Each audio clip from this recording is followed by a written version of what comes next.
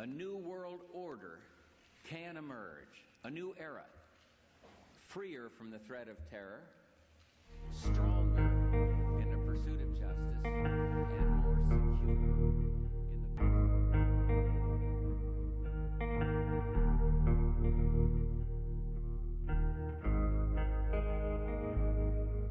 the What is Gray State?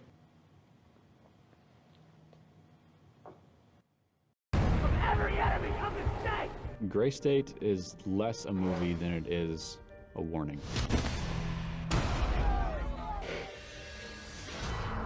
We do not live in a dictatorship, but we do live in a police state. What we're going to see is the unveiling of this gray state foisted upon America.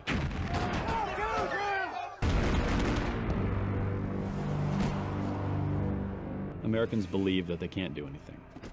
And day by day, they're becoming correct.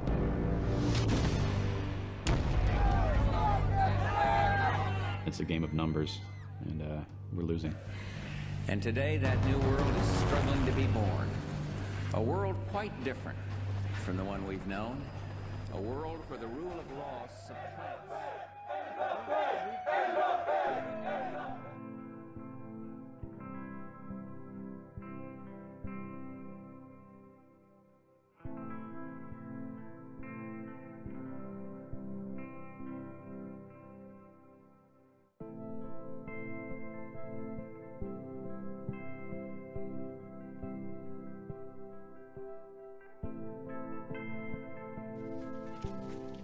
And there's something about it that just kind of gets on you and you just can't wash it off. Credibility means nothing to me. What I care about is truth. It's truth. Truth. When we are successful, and we will be.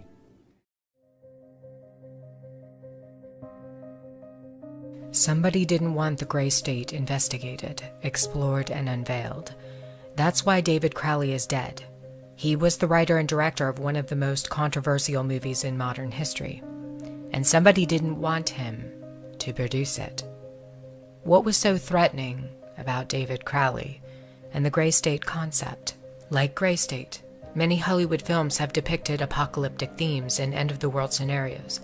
Yet the directors of these films are still alive. But David Crowley is dead, along with his wife and child.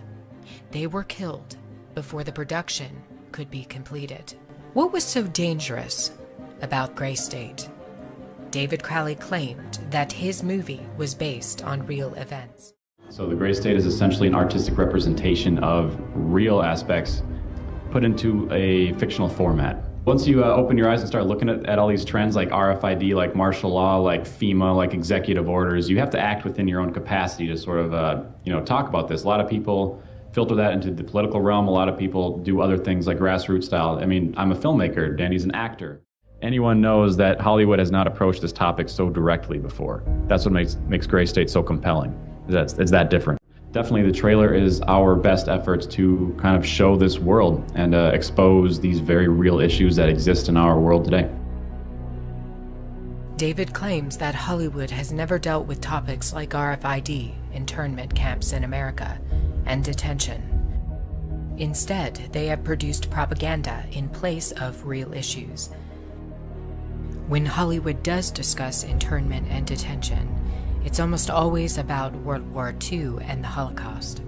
Literally thousands of films have been produced about the Holocaust, and yet one single film that addresses the potential for a Holocaust in the United States is stopped mid-production. A new era, freer from the threat of terror, stronger in the pursuit of justice, and more secure in the quest for peace.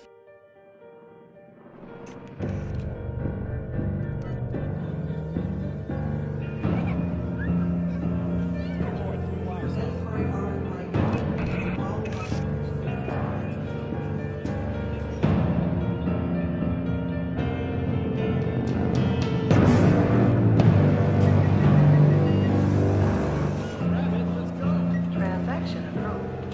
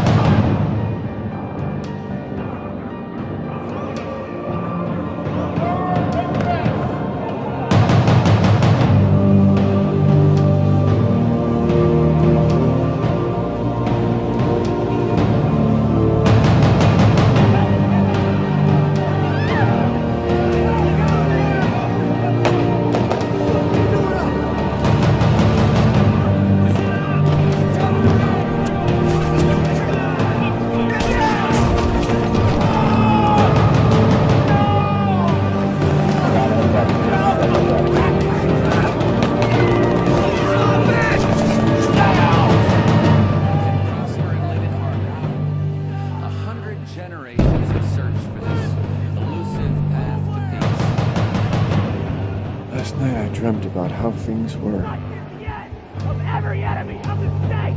And then I woke up here.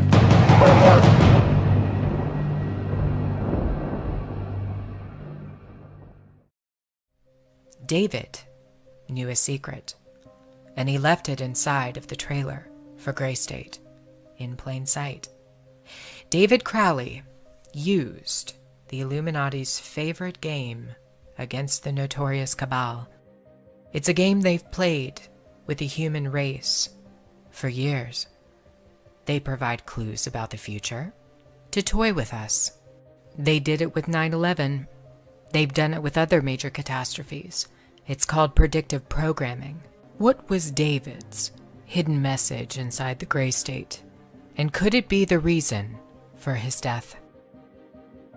Perhaps the scariest part of Gray State's conceptual trailer is this character here, who appears to be operating a guillotine. David Crowley was very intentional in this frame of the movie. He added something that I believe he wanted the people to know about. Who is the identity of this executioner? If you look closely, you will see that this terrifying character is wearing something around his waist. It appears to look like an apron. The executioner wears a Freemason apron, complete with the all-seeing eye, the compass, and the two pillars. I do believe David Crowley is trying to tell us something. He is telling us that the organization behind the French and American revolutions, the organization behind the Italian Revolution of 1830, the organization that outlined a plan to overtake the Vatican in a document called the Alta Vendita, the organization behind the Trail of Tears and the deaths of thousands of Native Americans under Freemason Grand Master Andrew Jackson, the organization behind the Ku Klux Klan in the United States post-Civil War and its rebirth in 1915, the organization behind the detonations at Hiroshima and Nagasaki during 33rd degree Freemason Harry Truman's presidency. These are men with a radical revolutionary agenda throughout the entire world because they worship and follow a radical revolutionary deity. David Crowley knew something, and he was trying to warn the people. The ones behind the FEMA death camps, the guillotines, and the detention of Americans, it's the Freemasons. They're planning a second American Revolution.